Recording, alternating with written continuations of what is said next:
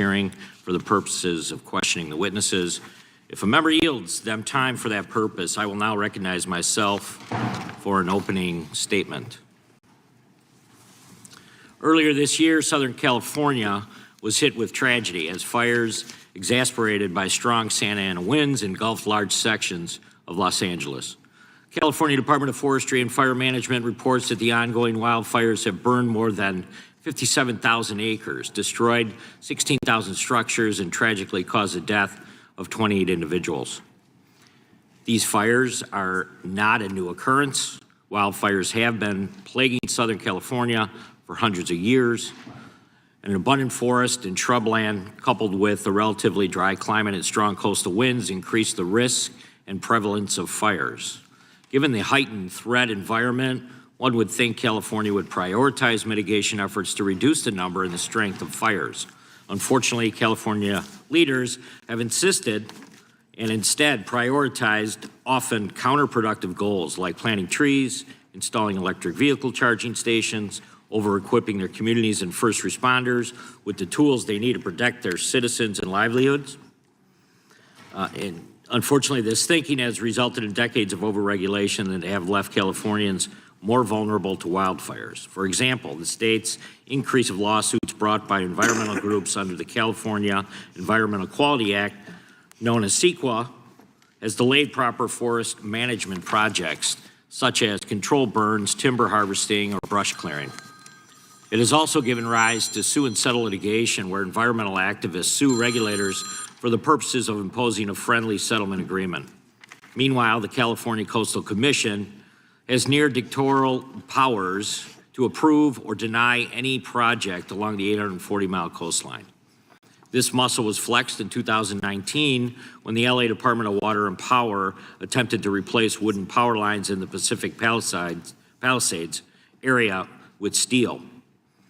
They also tried to widen fire lanes and install fire-resistant power lines. But the Coastal Commission put the project to a halt and ordered Water and Power to pay a nearly $2 million fine due to the discovery of an endangered plant in the vicinity of the project. Governor Newsom rightfully waived the requirements of the CEQA and the Coastal Act to spare fire victims the burdensome permitting and review requirements as they rebuild their homes. But waiving the requirements exposes the very cumbersome nature of these regulations. Contributing to this crisis is the elected California State Insurance Commissioner, who routinely has chosen to put artificial price caps on insurance rates. This has led to decades of stagnant insurance premiums as they're an obvious political incentive to oppose rate hikes, and has caused insurers to pause issuing new policies or leave the state entirely. It has also caused more reliance on the state's insurers of last resort, the California Fair Plan. According to the LA Times, and insurance companies that are leaving the state, and the Fair Plan has been seen as a policy that could count and grow for as little as 200,000 in 2020 to more than 450,000 as of September 2024. Taken together, these regulations have fueled the frequency and strength of wildfires in California. State and local leaders have also deprioritized fire prevention in their budgets. LA Mayor Karen Bass, for example, approved a budget for 2024 that cut more than $17 million from the LA Fire Department. Governor Newsom similarly reduced funding for numerous fire safety and prevention programs in the state budget, including $101 million reduction for wildfire and fire resilient programs. I'm sure you can buy a lot of EV charging stations for $100 million. Today, we will hear from a panel of experts who have been preaching for years to stop appeasing the environmental activists and begin implementing adequate water and forest management policies.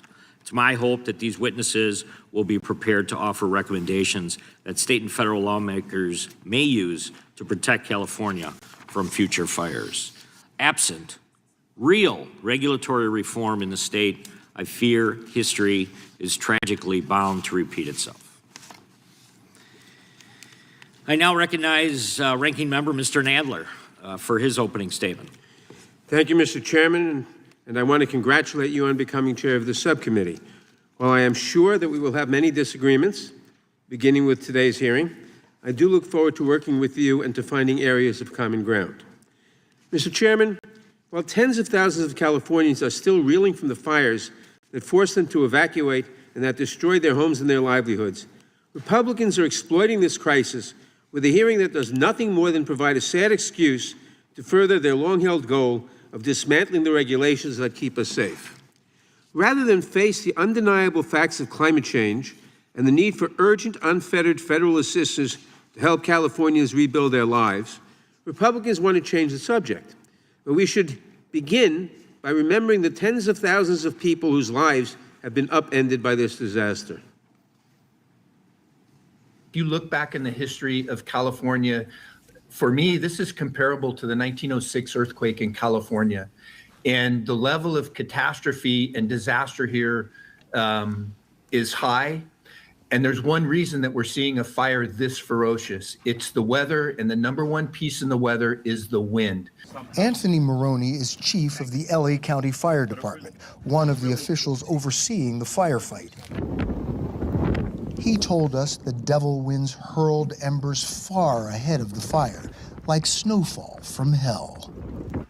Made louder. The devastation wrought by these fires is unimaginable, and the only question we should be asking now is how we can help the people of California recover. And despite the heroism of first responders and plentiful water access, all but one small reservoir closed for maintenance, the fires tragically destroyed acres upon acres of homes and communities. Instead of responding to this tragedy with open hearts, Republicans, led by President Trump and his unelected co-president Elon Musk, have resorted to a flurry of baseless accusations and scurrilous misinformation seeking to blame California's Democratic elected officials. And when they claim to be helping the situation, they've actually done more harm than good.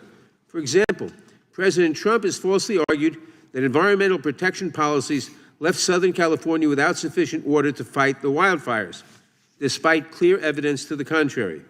Nevertheless, he ordered the release of over 2 billion gallons of water in the Central Valley, purportedly to support his unsubstantiated claims. The president claimed that the water was, quote, heading to farmers throughout the state and to Los Angeles. This critical agricultural resource, desperately needed by California's farmers for the spring, was instead, due to the president's actions, diverted into the Pacific Ocean, 100 miles away from Los Angeles.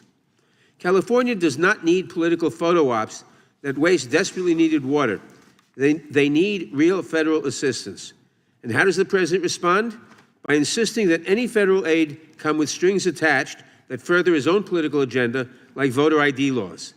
Never mind that California already has voter ID laws, but the president wants to play politics rather than help those in need.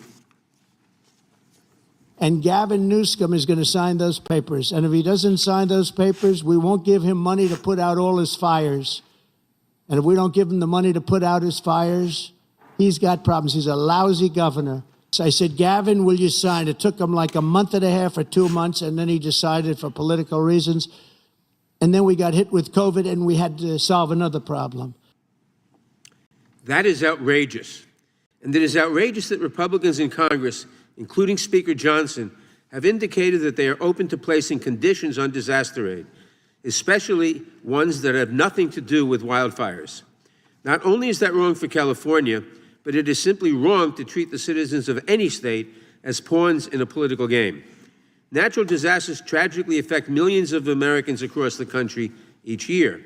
As FEMA's website explains, its purpose is, quote, to help people before, during, and after disasters, unquote. To help people, all people. It is not there to help just the Republicans or just the Democrats or to promote partisan objectives. It has always been and should always remain strictly neutral in its work. Members should be careful before they consider attaching political strings to the federal funds needed to recover from natural disasters. If it can happen to California, it can happen to your state too. In 2024 alone, the states my colleagues across the aisle represent collectively had 122 extreme weather events that necessitated FEMA assistance. 122 extreme weather events made worse and made more frequent by the realities of climate change that the majority still will not acknowledge. Imagine if then President Biden had conditioned necessary FEMA disaster recovery funds on strings that bear no relation to the disasters their constituents are still recovering from. They would have been outraged, justifiably. But today, they remain silent. And today, instead of letting California recover from the blazes that were contained only 5 days ago, and to take stock of how to rebuild, the majority is leveraging the pain and suffering of Americans to push a message of deregulation over all else. Instead of supporting our fellow Americans as they pick up the pieces, instead of ensuring that our neighbors have the resources they need to recover from this disaster, instead of working to slow the devastating effects of climate change that affect us all, Republicans will return to their tired old playbook and blame everything on overregulation. Today, we are fortunate to be joined by Frank Freevault, a retired fire chief with actual experience on the ground fighting fires and saving lives. I'm looking forward to hearing from a true expert on how we can best help California in its hour of need. I yield back. Gentleman yields back. I now recognize Chairman of the full committee, Mr. Jordan, for his opening statement. Thank you, Mr. Chairman. The ranking member started off his comments by saying that Republicans wanted to dismantle the regulations that keep us safe. That keep us safe. 28 Californians lost their lives. 20,000 structures were destroyed. 40,000 acres where these fires took place. And California is the most heavily regulated state in the country. We're trying to figure out how we can stop this. It's not about dismantling regulations. If regulations were going to solve the problem, they'd have been solved. Everything would have been solved in California because you got regulations more than any other place. So I appreciate the chairman bringing experts in here to tell us what's really going on. Appreciate this hearing. And oh, to be clear, the clip that was shown by Ranking Member Nadler of President Trump was before the fires. It was clear back in September, for goodness sake. So we're going to get to the truth with our witnesses. I want to thank the chairman for this important hearing about regulatory reform that really needs to happen. And we want to make sure the regulations are in California don't come to the rest of the country, because we don't want this happening all over our great nation. And with that, I yield back. Gentleman yields back. Without objection, all other opening statements will be included in the record. We will now introduce today's witnesses. And I recognize the gentleman from California, Mr. Kiley, for that purpose. Thank you, Mr. Chair. We are fortunate to have with us today witnesses who know as well as anyone what has gone so wrong in my state, what has gone so wrong in the Golden State.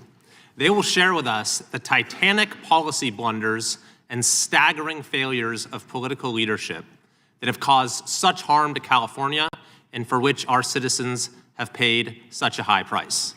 I believe that today's hearing can be a moment where we turn the tide and restore some sanity to California fire and water policy while issuing a warning to the rest of the country about the devastating consequences of these failed policies. As President Trump said, there can be no golden age without the Golden State. Our first witness is Steve Hilton. Now, most probably know Mr. Hilton as a British and American commentator for, among other outlets, Fox News. But he actually, back in 2010 to 2012, was the director of strategy for British Prime Minister David Cameron. And he has now brought his unique mix of brilliant strategy, passion, and a common sense approach to policy to found a nonprofit organization called Golden Together, which focuses on fixing the problems that are causing a mass exodus of people from the state of California. That mass exodus, by the way, is measurable. For 5 straight years, California has ranked #1 in the country in outbound U-Haul rentals. The greatest state in the country, most beautiful state in the country, has become the most popular state to leave. Mr. Hilton's testimony will cover the failures in leadership that have led to the lack of preparation for the fires in Los Angeles. Our second witness is someone who many of us in California know very well and whose insights we have been relying on for a long time. Mr. Stephen Greenhut is Resident Senior Fellow and Western Region Director for State Affairs at R Street Institute. He was a columnist for the San Diego Union Tribune who focused on California policy and state government. He authored the book, Winning the Water Wars: California Can Meet Its Water Needs by Promoting Abundance Rather Than Managing Scarcity. His testimony will identify many areas in which policy promises in California that were made with no follow-through from California leaders. As a California resident, he can speak to the personal impact many of these policy decisions have had on him and his family.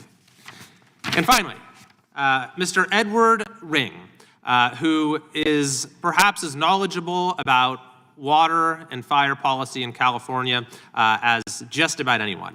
Dr. Ring is the Director of Water and Energy Policy for the California Policy Center. He has a deep tactical knowledge of the poor decision-making of environmentalist California policymakers. He will speak directly to the prolonged environmental review process and the meddling of environmental groups that prevents proper fire mitigation and water management from happening in California. And lest anyone think that the purpose of this hearing is simply to identify problems rather than present solutions, I'd encourage you to check out Dr. Ring's written testimony, in which he has literally dozens and dozens of concrete policy changes that California could make right now to improve the situation. Thank you, Mr. Chair, for convening this important hearing, and I yield back. Gentleman yields back. I now recognize the ranking member, Mr. Nadler, to introduce the Democrat witness. Thank you. Before I introduce our witness, I must take strong exception to what Mr. Kiley said when he said California was the most beautiful state in the Union. Obviously, New York is the most beautiful state in the Union. Chief Frevo has served since 1979 with special district, city, county, state, and federal fire agencies in roles from firefighter to fire chief. He holds an MS from Oklahoma State University in Fire and Emergency Management Administration and currently serves as the director of the Wildland Urban Interface Fire Institute at Cal Poly San Luis Obispo. Frank is an SME for the Gordon and Betty Moore Foundation Wildfire Advisory Council and previously served as a senior policy advisor to the Western Fire Chiefs Association, with an emphasis on the development of resilient wildland-urban interface communities. His work is grounded in aligning key stakeholders around a core set of parcel and community-level mitigations that will disrupt the fire pathways which lead to conflagration. He is pursuing the actuarial evaluation of risk mitigations for both the public and private sectors because we share the same desired outcome, minimizing property loss to the peril of wildfire. I yield back.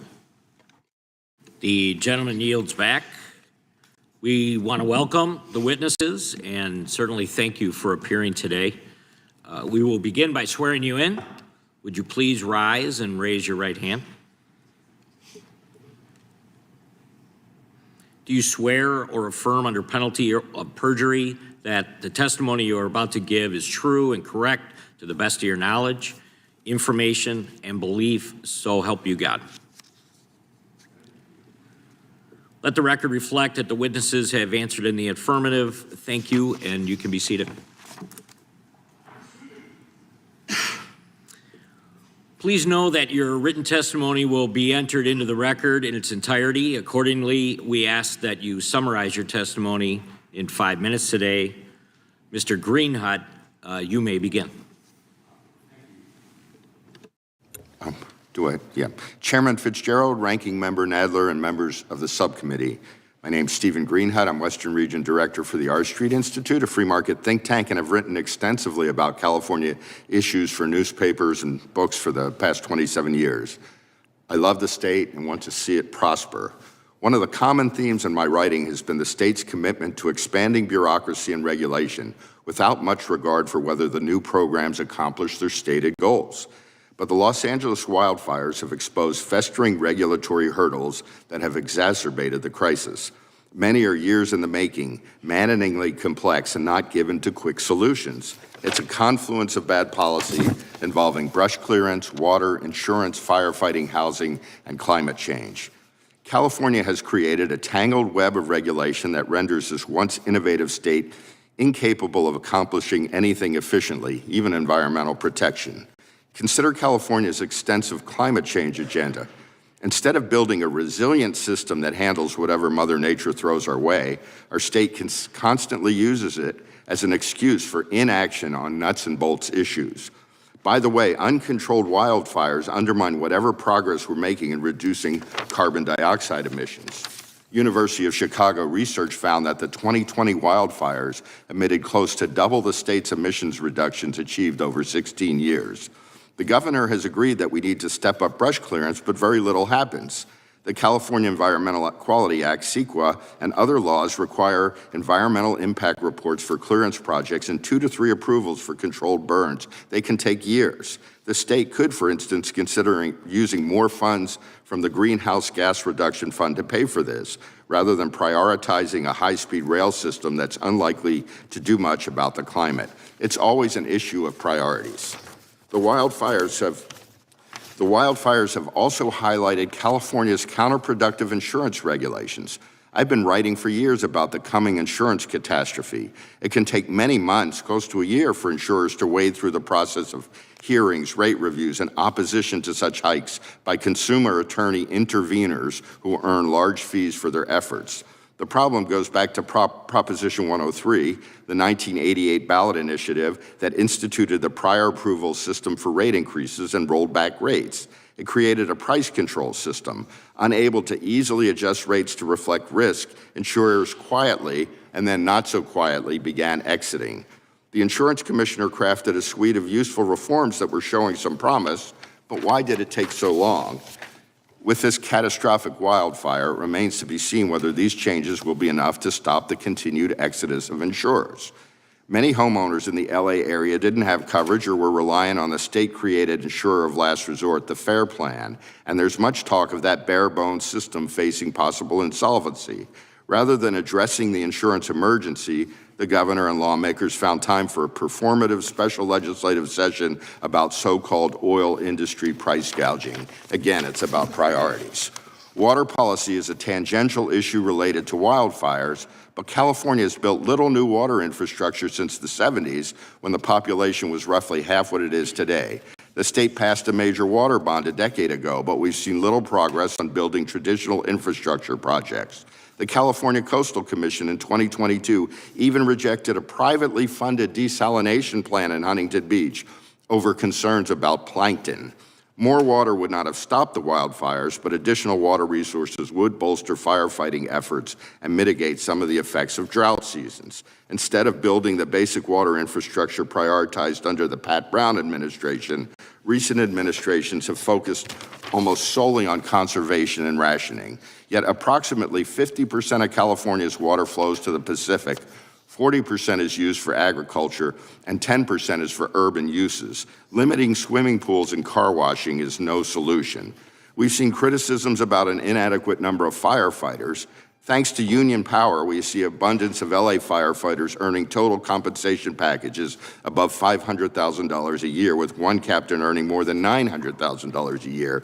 If pay reflected market rates, California state government and municipalities could afford to hire more of them. Finally, I want to touch on California's cumbersome building regulations, which are a notable hurdle in the rebuilding process. Thankfully, the governor issued an executive order suspending CEQA and the Coastal Act, but why has it taken disaster? State officials have relaxed some rules for arenas and high-density housing, but not in a far-reaching matter. Little by little, California has built up a massive administrative state. I'm hoping the heartbreaking nature of the wildfires will finally cause state officials to rethink this failed approach. Thank you for your time.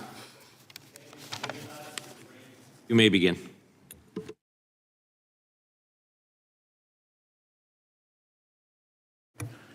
Chairman Jordan, Ranking Member Nadler, Chairman Fitzgerald, Ranking Member Raskin, and members of the subcommittee, thank you for the invitation to appear today to testify regarding California fires and the consequences of over-regulation.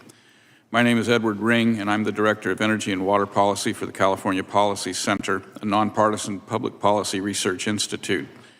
My observations over the past decade have led me to the conclusion that many of you may share. Over-regulation over-regulation in California has made the state unaffordable to middle-class and low-income families. It has also endangered our lives, our homes, and our communities, and has harmed the environment at least as much as it has helped. Today's hearing centers on the consequences of over-regulation in California, with a specific focus on the recent and catastrophic wildfires that consumed thousands of homes in Los Angeles and cost many lives. While no amount of preventive measures or properly applied firefighting resources can stop all of the wildfires in our state, their frequency and their severity is a consequence of over-regulation. The regulations most damaging to our forests are ironically justified by misguided environmentalist values.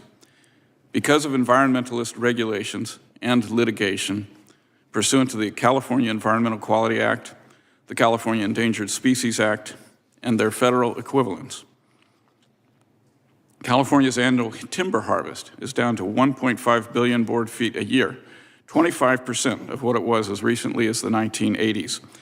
These and other environmental laws have nearly killed our logging industry while also making it much harder to do prescribed burns or graze. These forests are dried out, unhealthy, because there are now at least 3 times as many trees, at least 3 times as many trees per acre than the natural density, competing for limited light, water, and soil nutrients. There is an alternative.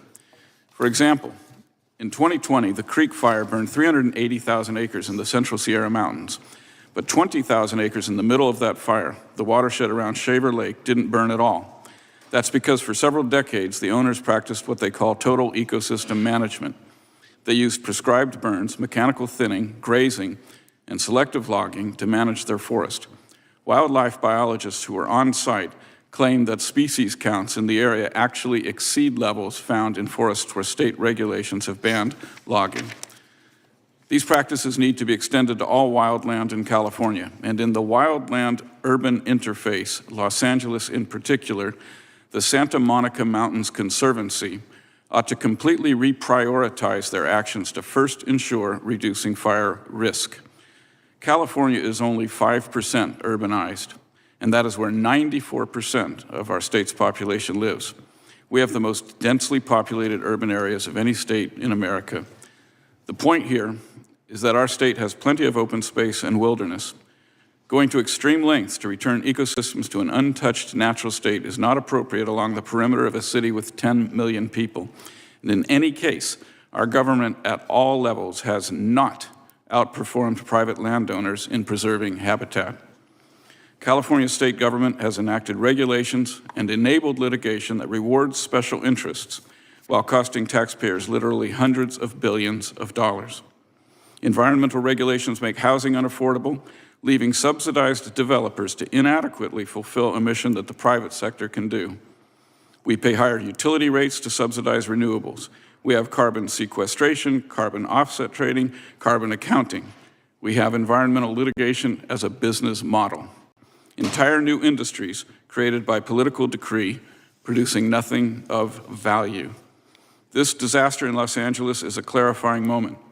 The leaders running California today can allow a deregulated private sector to create millions of good jobs delivering abundant energy, water, lumber, and housing, including rebuilding the lost homes in Los Angeles at a price normal people can afford. Or we can ration our water and energy and land, expecting the government to subsidize millions of households that can no longer afford the essentials. We can manage our environment and expand our suburbs, redefining what constitutes a reasonable environmental impact. Or we can retreat into high-density urban cores and pretend the entire earth should be turned back over to nature. I am including in my written testimony a list of laws that should be repealed, regulations that should be scrapped, and strategies whereby California, hopefully with the help from the federal government, can save our state. Thank you. Thank you, Mr. Ring. Mr. Hilton, you may begin. Thank you very much. Thank you very much, Mr. Chairman, and all your colleagues for giving me the opportunity to be here today. My comments reflect both the policy work that I've done that Mr. Kiley mentioned at my organization Golden Together, specifically 2 reports which I'd like to draw your attention to, reducing California's carbon emissions through modern forest management, and secondly, water abundance. But my comments also reflect more recent conversations with firefighters in Los Angeles, retired firefighters across the state, and the victims of this disaster. And I have to say to the ranking member, those victims will be offended by the remarks we just heard, which were frankly outrageous and offensive, preposterously claiming that the regulations keep us safe. It is the regulations that put Californians in danger, as we have all been highlighting. It's described sometimes this disaster as a natural disaster. It is not a natural disaster. This was a man-made disaster, more precisely a Democrat-made disaster. That is not hyperbole. That is the only plausible explanation for the impact here. We are still waiting, of course, to understand the ignition, what precisely ignited these fires. But the impact, there's no question that it was the direct result of Democrat policy and Democrat appointments to the bureaucracies who implemented those policies. As we've been hearing, fire is a natural part of life in these areas that burned. That is not new. We have had fires for decades. We have had fire prevention for decades. But in the last 2 decades, that kind of sensible fire prevention was blocked by Democrat policy. We have heard a lot as we've watched these disasters unfold about containment. What does containment mean? It doesn't mean putting out the fires. It means clearing the perimeter, fuel management, fire prevention. That is what's actually happening. Bulldozers and firefighters with axes. There's a simple question. We can do that before these fire disasters, or we can do it after. The choice that Democrats have made is to force it to be done by our brave firefighters after the event instead of preventively beforehand. Let's be specific. There was an article in the New York Times about Philip and Claire Vogt, who designed and built one of the most fire-resistant homes in America on a peak in the Santa Monica Mountains. Quote, "For months, Philip had been volunteering to clear away the dead undergrowth on the parkland surrounding his property, but California officials told him he could be fined for meddling with a sensitive habitat." Who are these California officials? Number one, CARB, the California Air Resources Board. In 2000, they issued new smoke management regulations that effectively prohibited the kind of controlled burns that were the norm for decades before. As we were hearing, the California Coastal Commission prohibiting sensible fire prevention measures to save a Bronton's milkvetch shrub, which they claim is endangered. And worst of all, as we were hearing, the Santa Monica Mountains Conservancy, every single firefighter that I spoke to in Los Angeles said, what are these people doing, stopping us from taking the sensible steps to keep our communities safe? This is the direct result of overregulation. And I could go on. In 2020, State Senate bill in the California legislature, SB 182, would have mandated fire prevention and resilience, including evacuation routes, vegetation management, fire-safe construction. It was vetoed by Governor Newsom. Here is a quote from his veto letter.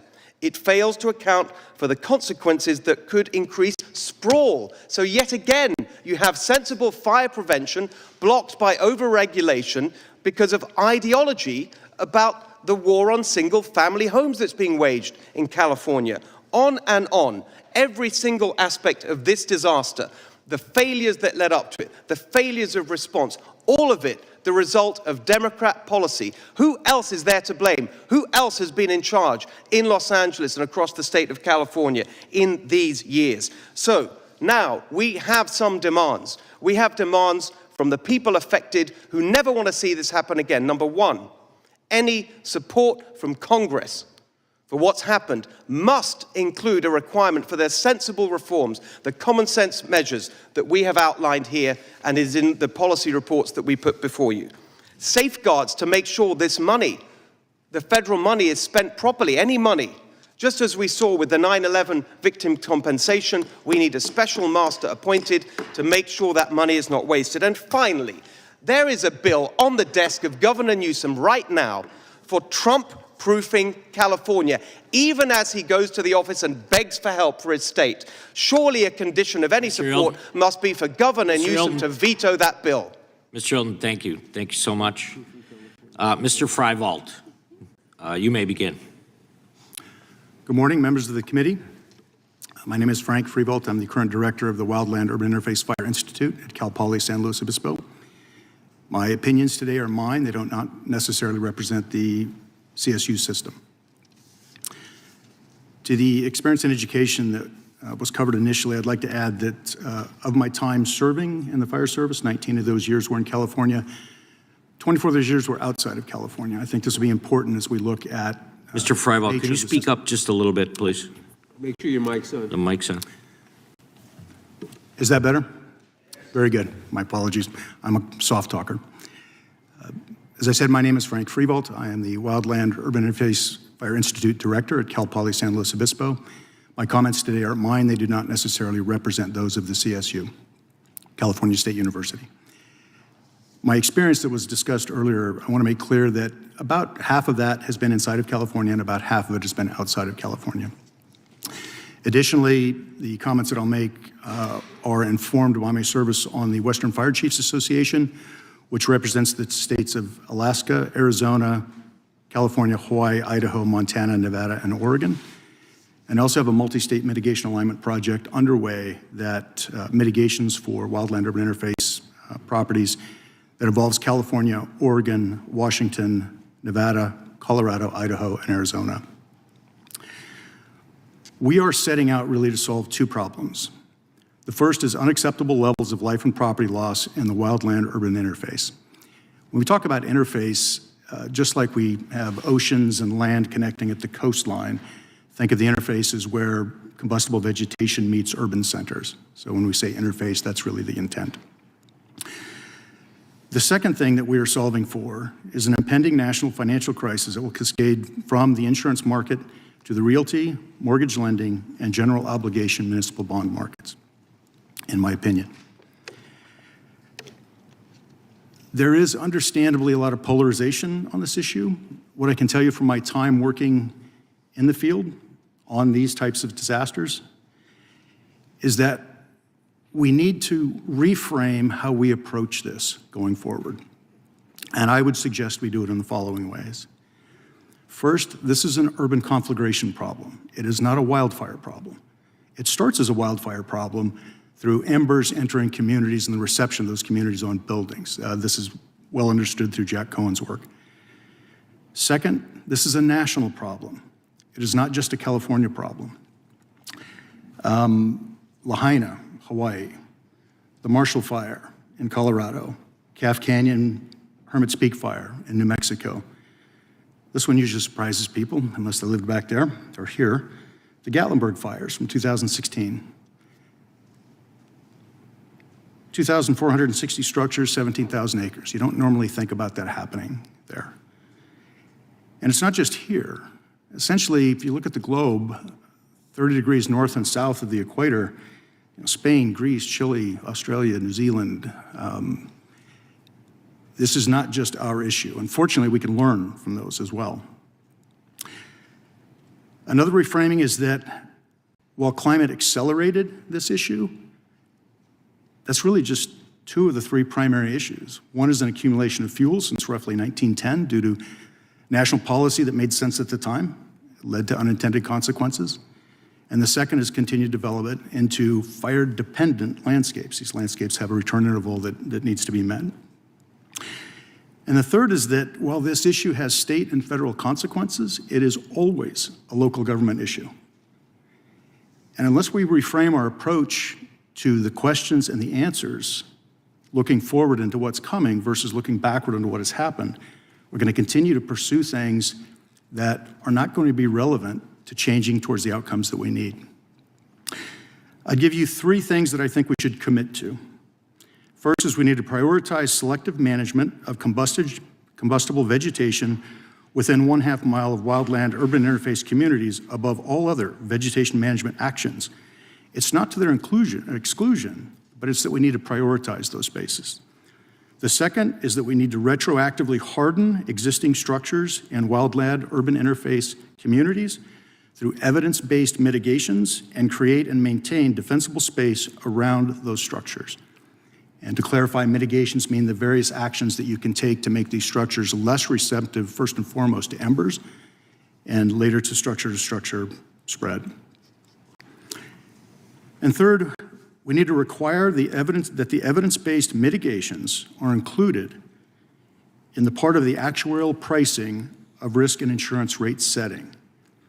We know enough now about those relative contributions to the disruption of fire pathways to understand their value.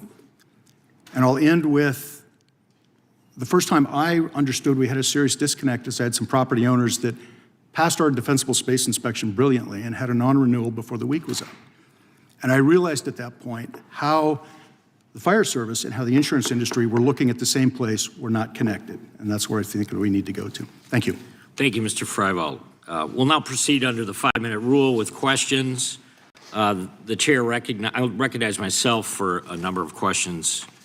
Starting out, the tragedy of recent fires in Los Angeles will undoubtedly made worse by some of the policies that make it impossible for California to manage longstanding fire risks inherent to the state.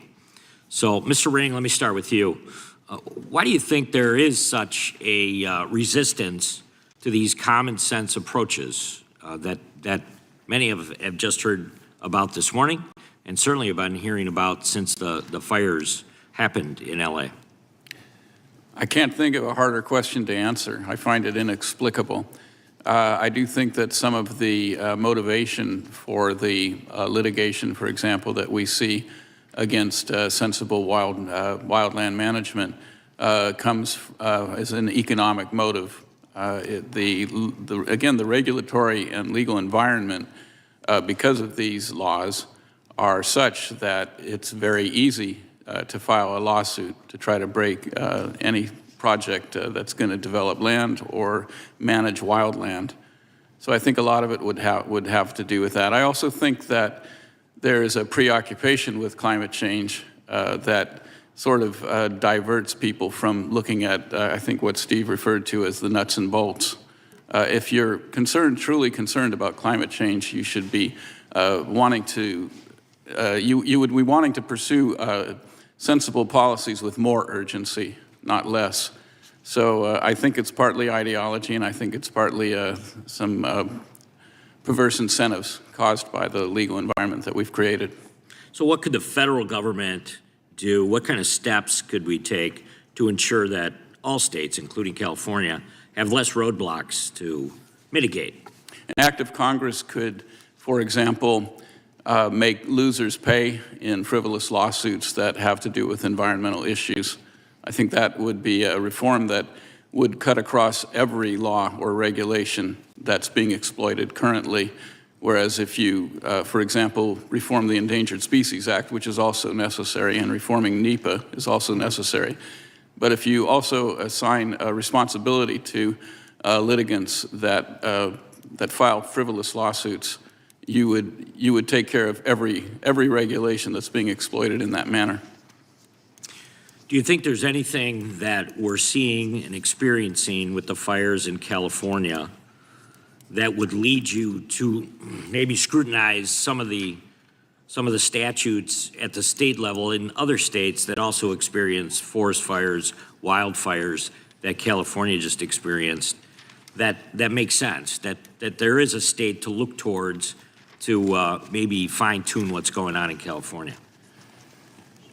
Well, I can say that in California, it would probably be helpful to take away the waivers that permit California to enact all kinds of laws that go well in excess of federal regulations.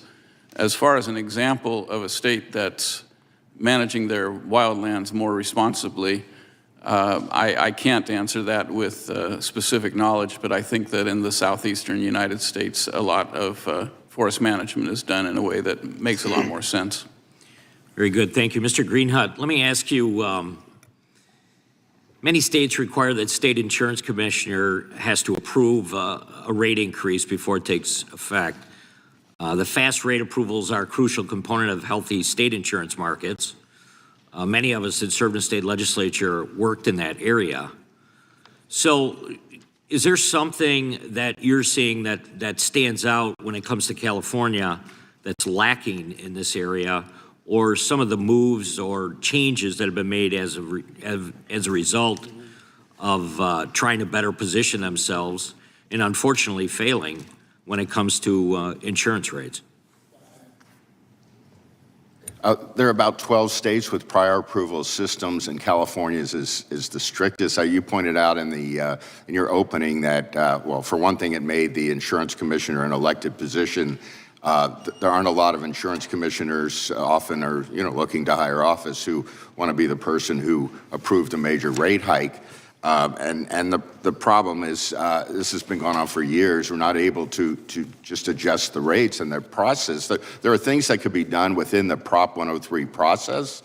We could speed up the rate approval process, and California is notoriously slow for that. And it's supposed to, by the initiative, these rate reviews are supposed to take place within 60 to 180 days, and the average is somewhere like 293 days. And then, there's one example. We have these interveners who are consumer attorneys, and one of their watchdog is one of them, and their predecessor group wrote the initiative, and they earn substantial fees, essentially opposing any sort of rate increase, and that just drags it out.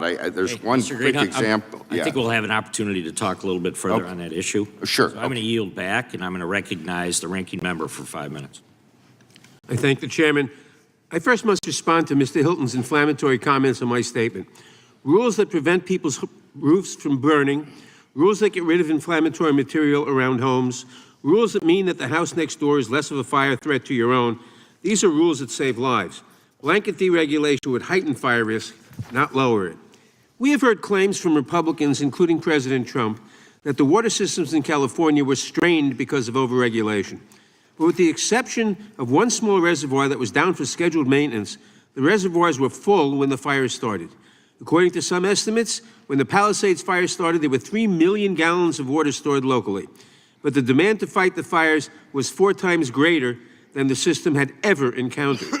The widespread and simultaneous use of hydrants across the affected area did cause water pressure to drop, but as experts have explained, quote, hydrants are designed for fighting fires at 1 or 2 houses at a time, not hundreds. As one expert in the field observed, quote, we have really no lack of water.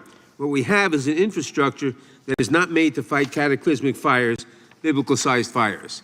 Director Freevolt, for these large-scale urban fires like ones in Eaton and Palisades, would you say that these are once-in-a-career fires? Thank you for the question. Initially, when I started, maybe. But we can look at, you have plenty of access to the history and records and severity of wildland urban interface fire institutes or incidents. They're certainly on a rise.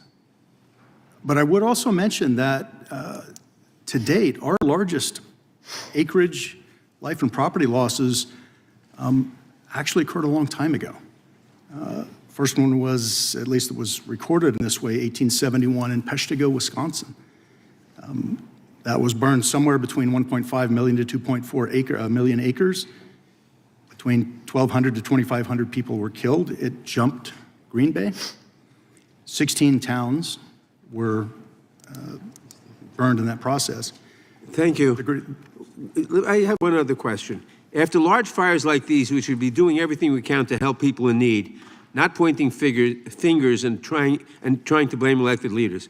You made a number of recommendations, but what would be most helpful to the people of California during this difficult time? Well, right now we need to focus on the recovery part, for sure. As we move forward, I'll go back to the 3 concurrent integrated actions that I mentioned in my opening statement. We have to prioritize selective management of fuel treatment immediately around wildland urban interface communities. We need to retroactively harden the existing inventory of structures. And we need to require evidence-based mitigations to be included in the pricing of risk. Thank you. I now yield the balance of my time to the gentleman from California, Mr. Liu, who can speak to the devastation and the need for disaster relief funds. Thank you, Ranking Member Nadler, for yielding your time. Thank you, Chairman Fitzgerald, for letting me attend. Mr. Hilton, are you a firefighter? I'm not a firefighter. Mr. Ring, are you a firefighter? Mr. Ring, it's just a yes or no question. Mr. Ring, are you a firefighter? No. All right, Mr. Greenhut, are you a firefighter? I'm not a firefighter. Right. The northern part of my district was evacuated. I've talked to numerous firefighters. I've visited the intensive damage. I've had multiple briefings from firefighters, first responders, and fire chiefs. This is what they told me. The reason these fires in Southern California spread so quickly, caused so much damage, was because of Santa Ana winds that reached unprecedented gusts of 100 miles per hour, gusts so high that helicopters and the airplanes could not fly. Also because of very low relative humidity and the driest conditions in California history. None of the firefighters said it was about overregulation or homeless people or the Delta smelt fish or the timber harvest or voter ID laws. So shame on anyone who is exploiting the pain and suffering of disaster victims to jam through partisan ideological policies. We should get disaster aid to these disaster victims now without conditions, just like we treat every other disaster victim across America. We just gave aid this past December to South Carolina, Florida, Oklahoma. The Democrats say, hey, we want you to do better on climate change policies in your state. No, we just gave that aid because these are Americans who are suffering. So do not exploit them. I yield back. Gentleman yields back. Ranking member has a unanimous consent request. Thank you, Mr. Chairman. Since the majority is having this hearing on California fires without the participation of members who represent the Palisades and Eaton, I seek unanimous consent to enter statements from Representatives Chu and Sherman into the record. Without objection, we now recognize the gentleman from North Carolina, Mr. Harris. Thank you, Mr. Chairman. And I think we're all here trying to learn more about how to prevent these situations from developing in the future. And I want to just, first of all, thank all of you for being on the panel today and sharing. And I want to address a question to Mr. Stephen Greenhut, if I may. Recently, areas in my own home state of North Carolina that were devastated by Hurricane Helene are now dealing with wildfires ourselves. Unfortunately, in the last couple of weeks, the aftermath of the storm's destruction has been providing fuel for these fires. And I want to talk for a moment about the concept of utilizing controlled burns to mitigate wildfires. I know there are prescribed burn projects that happen in my district, and I think it's important that they continue, but it's my understanding that implementing prescribed burns has become more difficult due to the regulations in California. And Mr. Greenhut, are there significant barriers that exist in California to exercising these prescribed burns? And if so, what are they? Yeah, the California Environmental Quality Act, which continues to come up, CEQA, it just imposes enormous hurdles and delays to doing any sort of project. So when we had these horrific wildfires up in Paradise in Butte County, after the fires, it took 2 years before the county was even able to let out contracts for brush clearance. There was a previous fire where it took 18 months, I believe, to get a CEQA approval to do some brush clearance, and the community was destroyed shortly thereafter. So CEQA is a huge hurdle for everything. And one of the points about CEQA, we hear a lot that, we need these regulations to protect the environment. But the CEQA delays and lawsuit process doesn't help the environment. I was just looking up 49% of lawsuits, CEQA lawsuits, are public projects, and many of them are environmental projects, including parks, university housing, renewable energy. 80% of them are infill projects, which are, a lot of people in California say we need more of those to deal with climate change, and yet the lawsuits target those projects. And 64% of the lawsuits are from associations such as unions which don't have a history of environmental activism. So in other words, they use them to secure wage concessions. So is this helping the environment? And if we're slowing prescribed burns and brush clearance, and we've done very little. We're supposed to do about, according to CAL FIRE, about 1 million acres of clearance a year on federal and state land, and have been doing around 125,000 acres a year. And the governor said we need to do more of it. It's just we haven't seen more of it. And so yes. Well, and that was going to be a follow-up question. I understand that Governor Newsom publicly committed to step up the rate of mechanical thinning and prescribed burns in order to clean up the excessive fuel in the forest. And again, I'll just ask you, has Governor Newsom followed through on that commitment at this point? Well, I agree with what he's saying needs to be done. What I'm looking at is that we have all these bureaucratic hurdles. So I think even if a governor issues an executive order, everything still gets just gummed up in the works. And that's kind of what I want to address, is some of these long-term regulatory issues, not, the short-term partisan issues. Yeah. Well, let me ask you this, and I want you to use the balance of the time. If you were in charge of setting policy related to forest management and prescribed burns, what changes would you make? Well, I think the focus, since I'm not an expert in forest clearance, is dealing with CEQA. I mean, that is an impediment to everything. And our state, whenever there's a project our state needs to, some lawmaker wants to get through, such as the Kings Arena in Sacramento, what's the first thing they do? A CEQA exemption. State has offered CEQA exemptions on different high-density housing projects. I agree with that. It's just that we need to do it in a far-reaching manner so that all sorts of projects are spared the delays, the added costs, and often developers and public agencies don't even propose projects because they know it's going to lead to lawsuits and years of litigation and higher costs. Well, and again, let me just say in closing, I want to thank all of you on the panel for what you're sharing. I don't think anybody is here to exploit anything today. I think we're here because we want to get the takeaways that can help us prevent anything like this from happening again. Certainly, I feel that way for my own home state of North Carolina and others around the country. So thank you, gentlemen, for sharing. Gentleman yields back. Now recognize the gentleman from Maryland, the ranking member of the full committee, Mr. Raskin. Mr. Chairman, thank you very much, and I appreciate the remark of the gentleman from North Carolina that we should not be here to engage in political rhetoric and exploitation of these terrible events.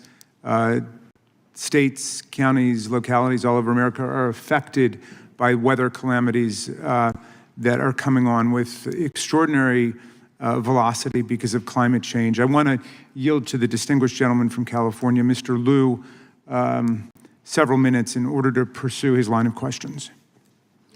Thank you, Ranking Member Raskin. So the majority's witnesses, Mr. Hilton, Mr. Ring, and Mr. Greenhut, are not firefighters. But thank goodness we do have a firefighter on this panel today, Mr. Freevolt, who not only was a firefighter, he was a fire chief.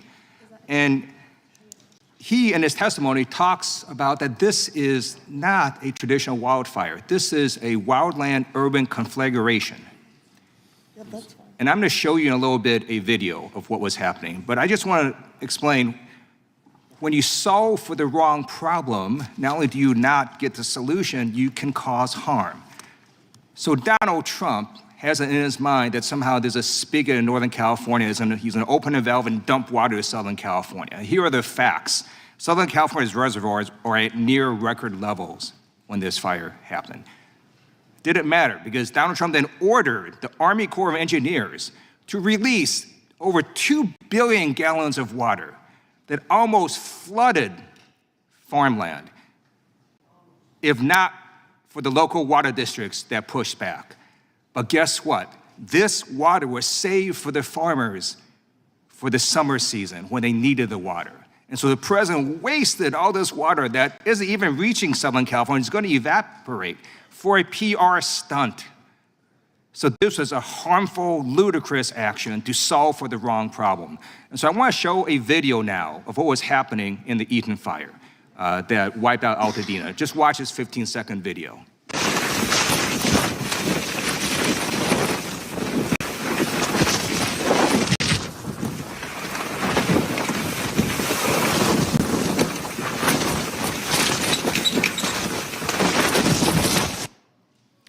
That is not a timber harvest problem, not a desalinization problem, not a homeless person problem, not a voter ID problem.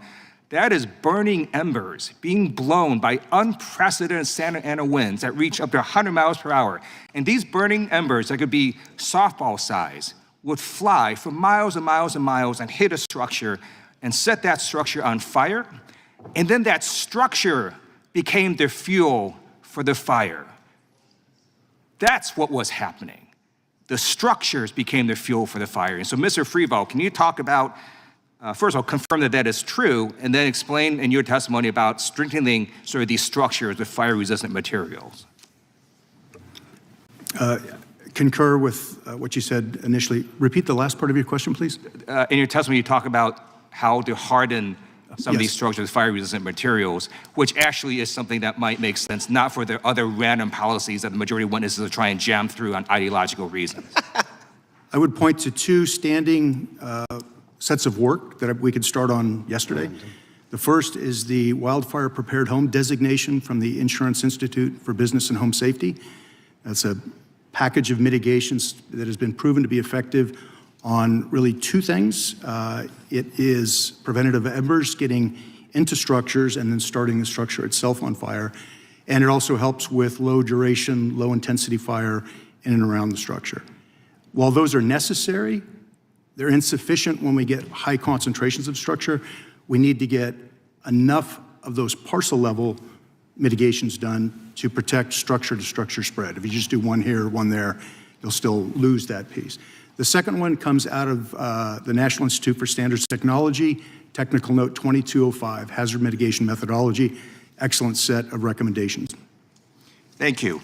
And let me just say this. It is particularly outrageous for witnesses to somehow blame Democrats. You know who signed CEQA?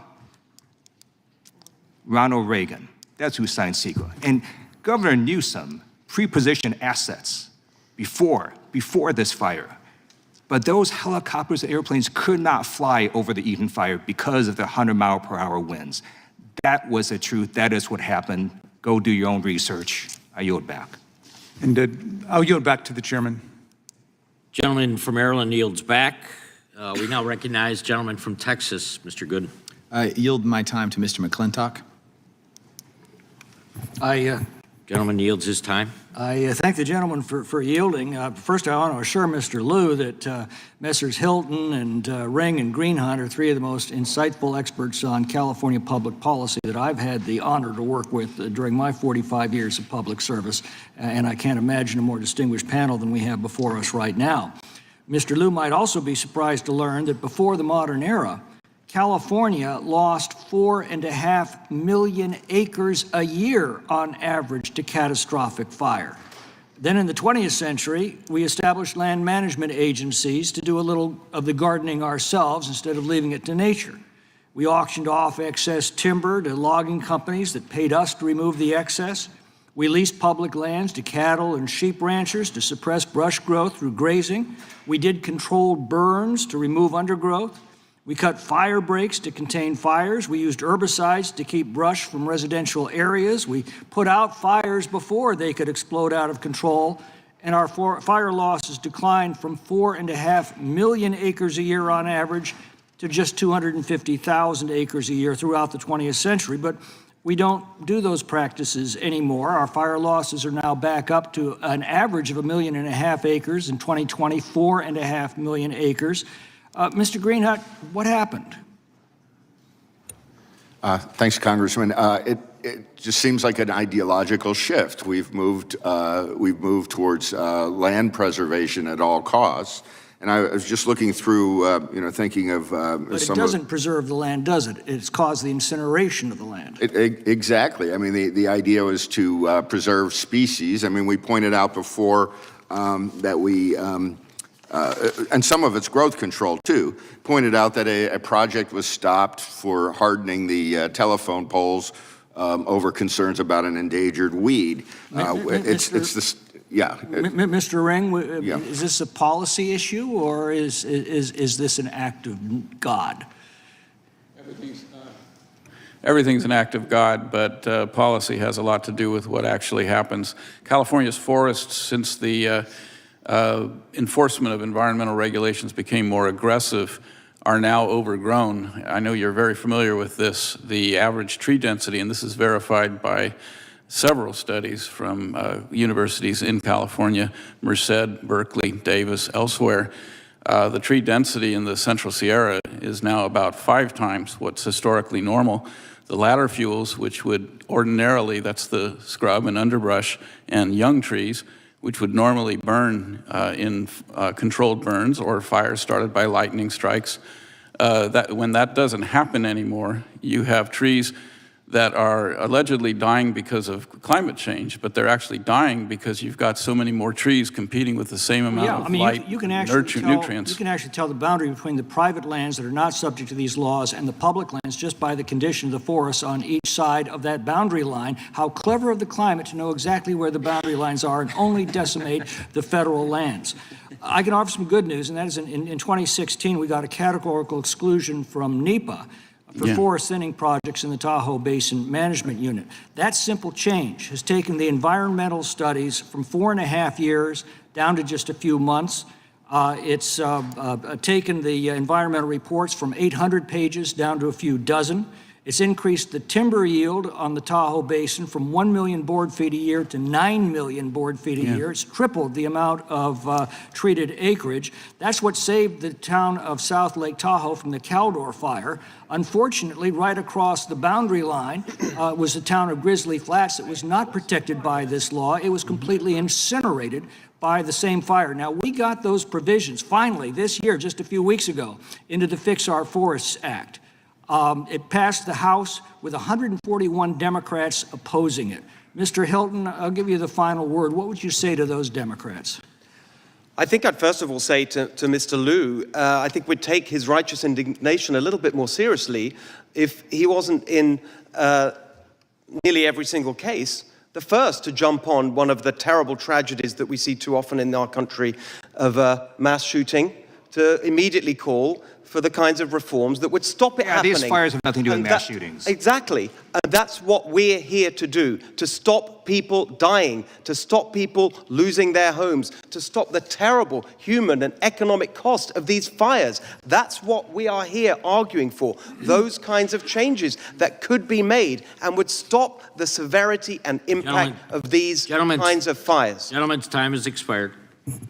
We'll now go to gentleman from California, Mr. Correa. Thank you, Mr. Chairman. I also want to thank and welcome our witnesses here today. Very important issue for California as well as the rest of the country. I'm a lifelong Californian. I know the Santa Ana winds. They're hot, dry, strong, unpredictable, and unforgiving. Just heard Mr. Liu talk about 100-mile-an-hour winds. This time, this area, it was the perfect storm. Hurricane-strength winds, along with prolonged droughts in Southern California, made just fighting these fires impossible, led to devastation, loss of property, and terribly, loss of life. But natural disasters are plaguing every state. Floods, hurricanes, fires, and insurance companies are leaving many states, not just California. In Texas, led the nation when it came to natural disasters. From 2004 to 2024, there were $179 billion plus natural disasters in Texas. North Carolina had 82. Virginia had 80. Wisconsin had 49. Wyoming had 31. Florida had 61. And California had 31. These disasters occur in every state, and their frequency is increasing. These disasters, these perfect storms, I would say, occur more and more. Last May in Texas, a storm with hurricane-force winds knocked out power to over 1 million homes and businesses.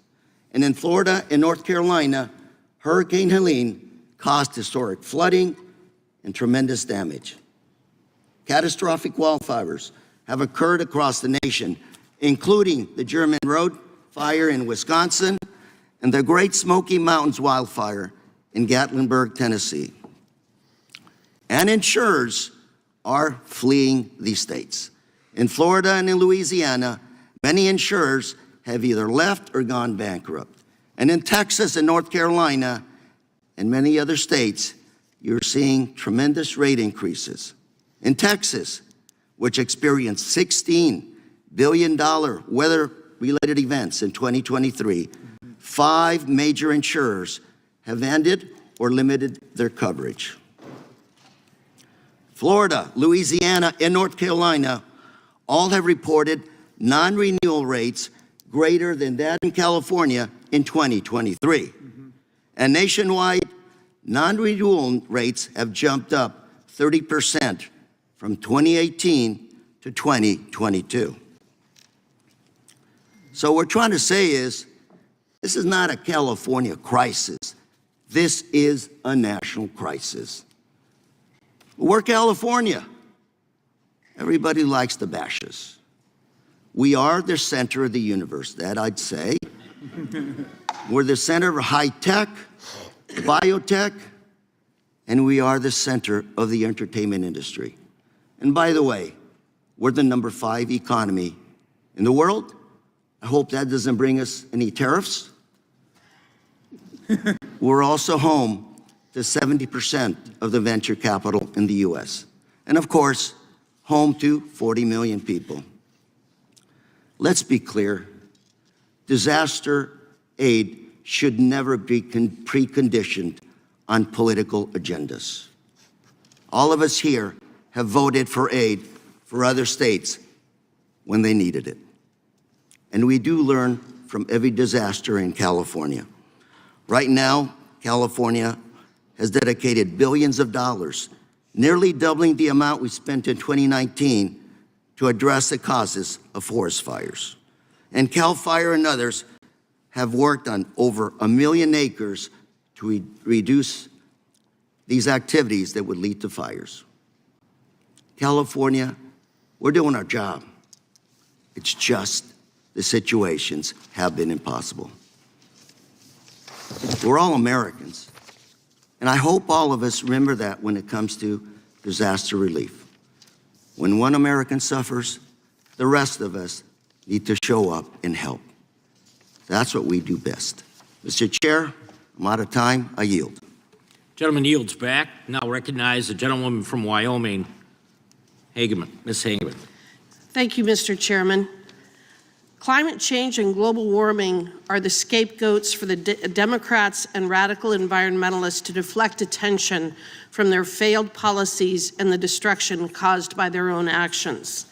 In 2001, under Bill Clinton, the Forest Service adopted the roadless rule, which was designed to deny access, management, and use to 58.5 million acres of National Forest Service lands. We warned at the time that this rule would cause catastrophic forest fires, reduce the amount of water available for communities for farming and other uses, and also result in catastrophic pine beetle outbreaks, which is in fact exactly what has occurred. Every single one of the things that we described would happen has in fact happened, and California has suffered maybe more than many of the states. Recently, the gentleman who ran the Forest Service under Joe Biden actually admitted in a hearing that the roadless rule was one of the primary roadblocks to proper and effective forest range management. So to say that the government is always trying to fix its last solution, I don't think you need to look any further than the roadless rule. California has essentially the same water infrastructure in place today with 40 million people that it had in the 1960s with 16 million people. So when we talk about putting conditions on the kind of relief that is going to be necessary to help to rebuild California, it must include additional water infrastructure and fire mitigation methods to avoid having these kinds of catastrophes happen ever again. I have an article that I have just recently pulled up. It stated that Newsom vetoed a bill to enhance fire mitigation so he could grab the land for affordable housing. This was a bill that was introduced in 2020, SB 182.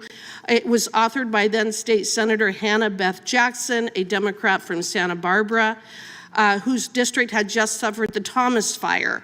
This bill sought to increase local planning requirements and guidelines for permitting development in certain fire hazard severity zones. But what happened to that bill? It passed through both the Senate and the House. It was actually a very good bill. What happened? Mr. Newsom vetoed it. Why did he veto it? Because it did not comport with his idea of getting rid of single-family homes and pushing people into multifamily homes. And in his letter, he actually stated, wildfire resilience must become a more consistent part of land use and development decisions. However, whenever a politician uses the word however, you know they're going in the opposite direction, don't you? However, it must be done while meeting our housing needs. And for him, he wanted the money and the attention and the policy to focus on multifamily homes, not in protecting and hardening the resources available for the existing homes. So call me a bit skeptical when I hear the folks on the other side jump up and down and scream and yell about the fact that they've been doing everything necessary to try to harden and try to address these catastrophes, when the exact opposite is in fact true. These catastrophes that we have seen over the last couple of months did not need to happen. This is not about climate change. This is not about global warming. This is about bad land use decisions, bad policies, and restrictions of being able to actually make the kinds of changes that must be made. Mr. Ring, while you were being questioned earlier, you mentioned the need for ESA reform and penalties for frivolous lawsuits, but I don't think that you had sufficient time to explain what you were referring to. Would you please explain what you were talking about? Well, Steve has talked about this as well, and it applies to almost any kind of development or land use decision in California.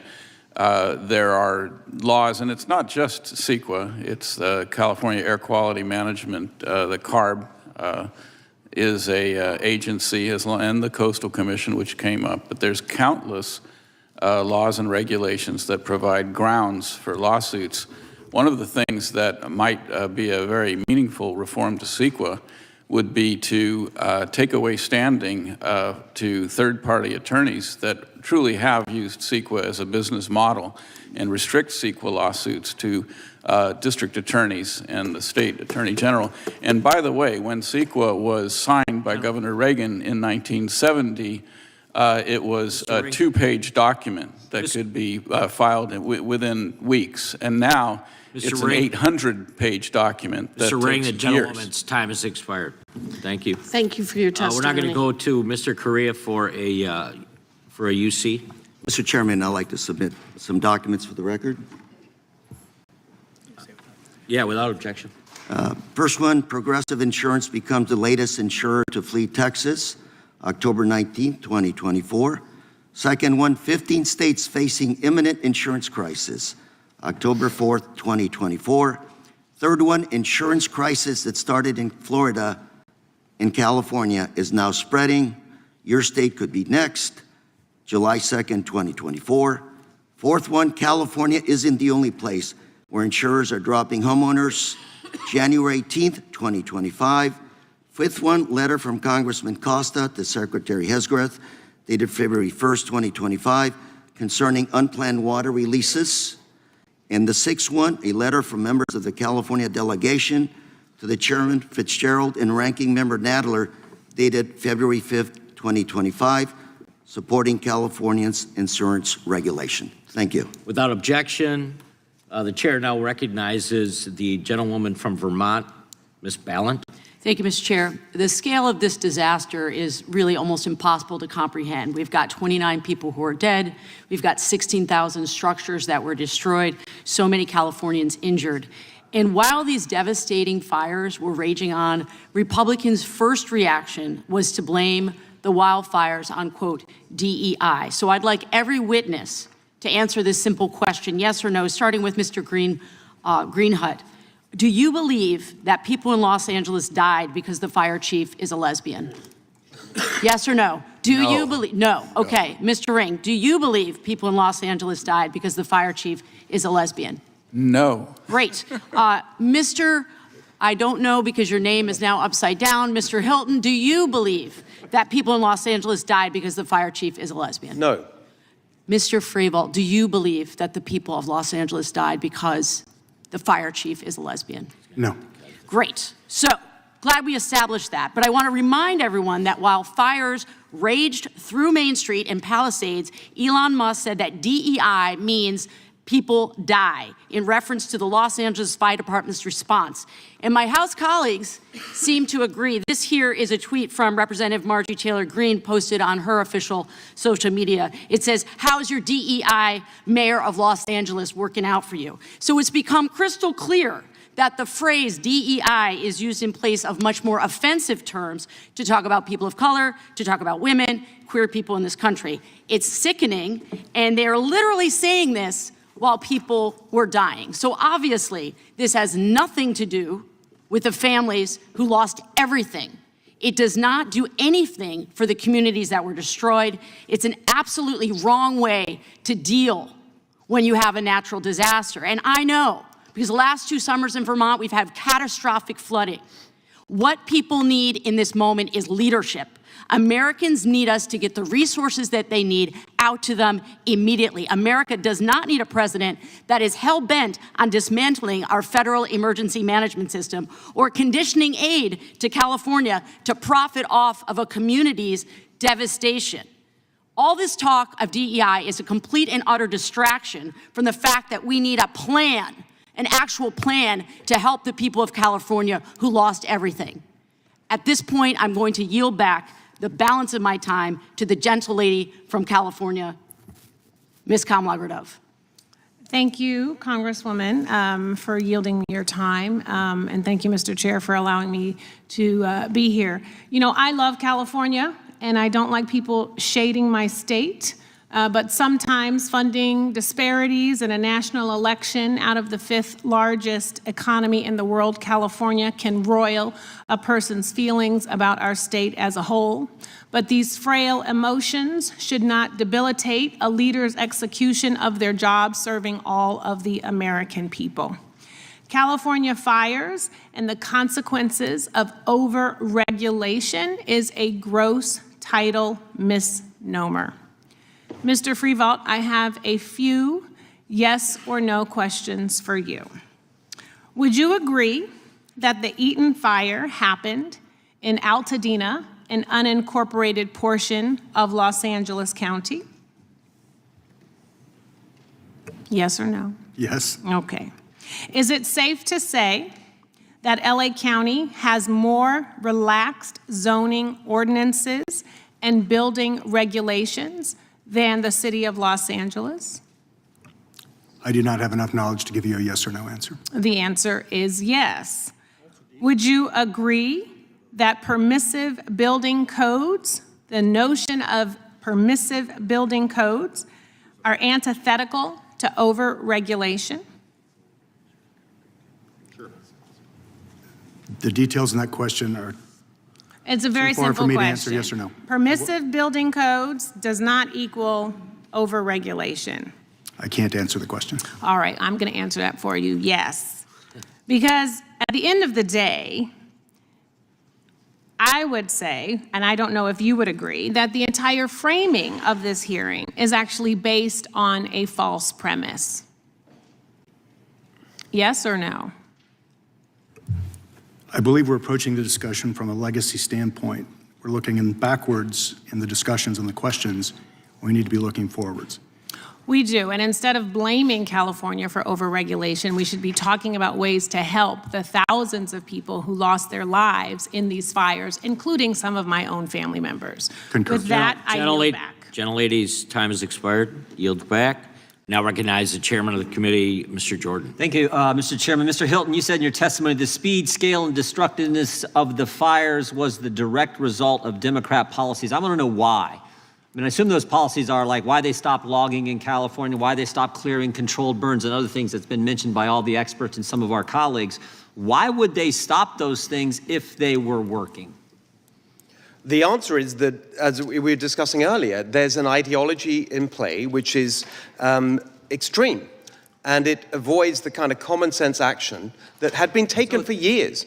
And that's what is at the heart of the fuel load. That is the key concept here. Of course, it's true that there are winds, but it's not true to say that these Santa Ana winds were unprecedented. They were the highest in 14 years, but not unprecedented. When we hear about Los Angeles, of course I agree about the points that were made in relation to the fire chief. But there is an important, if we could use a different, take one letter from the acronym DEI and just take the I and start a different word with it, incompetence, because you did see a total lack of coordination between the city firefighting force and the county and other leadership. You saw a massive delay in getting equipment to that first fire, which could have made a big difference in containing it. 44 minutes before anyone was there. You had the warnings of this disaster on January the 2nd of severe winds, on January the 3rd, life-threatening winds. On January the 4th, the mayor leaves the country. You saw a total unprecedented set of incompetent responses in preparation. The policy failures, we've outlined them. The brush clearance was stopped, and so the fuel load was higher, and that meant that it spread, this conflagration spread so much quicker than it need have been. A point that Mr. Nadler made about the reservoir, we need to address this. He talked about a small reservoir. No, it was 117 million gallons. It was built in the 1960s precisely for the purposes of dealing with wildfires. That's why it was built. It was offline for 1 year. Why was it offline for a year? Because it was in action to comply with federal regulation about the covers, a small tear in the cover, and they emptied the reservoir for a year. These are serious points. I hear all the time, we mustn't politicize, mustn't make it political. I agree with that, but it is about policy. It is about policy choices that were made that led up to the scale and severity and impact of that. On insurance as well, I hear this talk about Florida. No, it's a different reason we had a crisis in Florida with insurance. It's about scam, frivolous lawsuits, which has been addressed by the governor. In California, one of the reasons that insurance costs are so high is because it costs 4 or 5 times as much to build the exact same floor plan for a building in California as it does in neighboring states. Why? Because of the building codes, because of the CEQA legislation, exactly as my colleague was saying, we need to end the private right of action under CEQA. That would make a huge difference. You can help with that. We are all here to stop this kind of thing happening again. And there are practical, common sense things we can do, which all of us have laid out. I'm going to yield my time to the gentleman from California, the remainder of my time.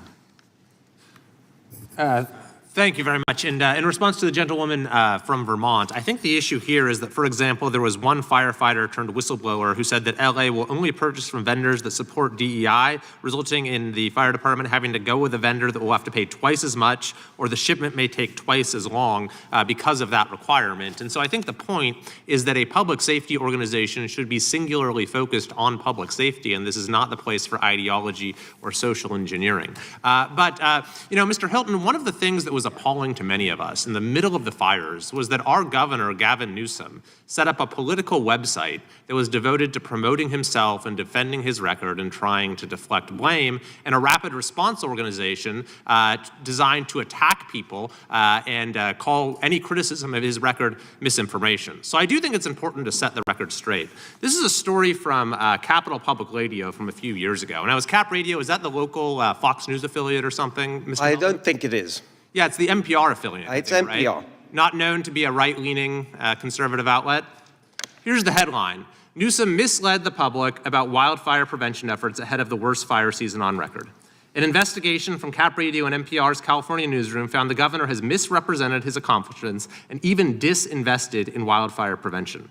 The investigation found Newsom overstated by an astounding 690% the number of acres treated with fuel breaks and prescribed burns in the very forestry projects he said needed to be prioritized to protect the state's most vulnerable communities. So if it's true that fuel management and fuel reduction projects are so unimportant, as we're hearing from the other side today, then why did the governor feel the need to lie about it? I yield back.